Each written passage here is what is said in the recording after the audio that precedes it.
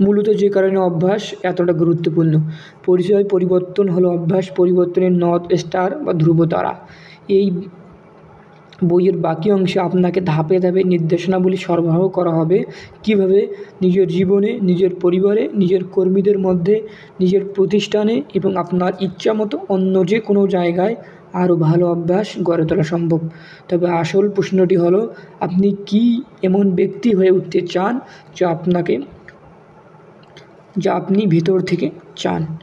প্রথম পদক্ষেপটি কী বা কীভাবে নয়, বরং কে আপনি কে হতে চান তা আপনার জানতে হবে। অন্য কথায়, আপনার পরিবর্তনের জন্য অনুসন্ধান ছাড়াই নৌকার মতো। এবং সে কারণেই আমরা এই প্রসঙ্গ দিয়ে শুরু করছি।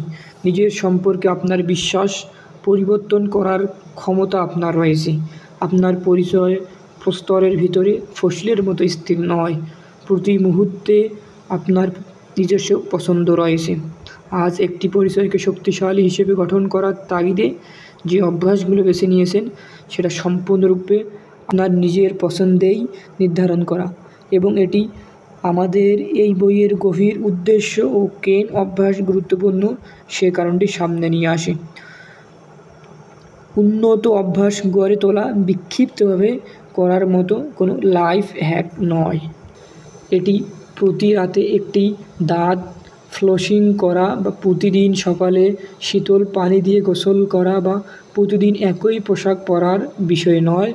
এটি সাফল্যের বাহ্যিক পদক্ষেপগুলো অর্জনের মতোও নয়, যেমন বেশি অর্থ উপার্জন, ওজন হ্রাস করা বা মানসিক চাপ হ্রাস করা।